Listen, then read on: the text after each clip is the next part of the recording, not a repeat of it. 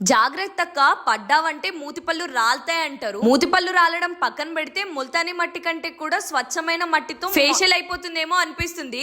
కాదంటారా? లిటరలీ చీర కట్టుకొని హిల్స్ వేసుకొని నడవడమే కష్టంగా ఉందిరా బాబు అంటే రీల్స్ కోసం అటు పరిగెట్టు ఇటు పరిగెట్టు అని మా వాళ్ళ మాటలకి వాళ్ళు చెప్పేదానికి ఎటు కాన్సన్ట్రేట్ చేయాలో అర్థం కాక కింద 3 సార్లు 4 సార్లు పడబోయాను. ఉరుకులు పరుగులు అన్ని ఆపేసి ఒక భలే పాయింట్ కనిపించింది. అక్కడ మంచిగా ఆడుకుందాం కదా అనుకున్నాను. అక్కడికి వెళ్ళాలంటే ఫస్ట్ చెప్పులు ఇప్పాలి, లేదు అంటే నెక్స్ట్ మినిట్ నేను అందులోనే ఉంటాను. ఇప్పుడే స్నానం చేసి రెడీ అయ్యి వచ్చాను రా మొర్రు అనగానే మళ్ళీ స్నానం చేయాల్సి వస్తుంది అనమాట. అంటే జలకాలాడుటలో అని ఆడాల్సి ఉంటుంది అనమాట. ఒక్కసారిగా భయపడ్డారా ఏంటి పాట పాడానని చెప్పి? అలా ఏం భయపడకండి. ఇరిగేషన్ మెథడ్ ఎంత మందికి తెలుసు అంటే అగ్రికల్చర్ లో ఉండే వాళ్ళకి చాలా మందికి ఐడియా ఉంటది. ఒక దాంట్లో ఫిల్ అయిపోయిన వాటర్ ని ఇంకొక దాంట్లో పంపించేస్తూ ఉంటారు.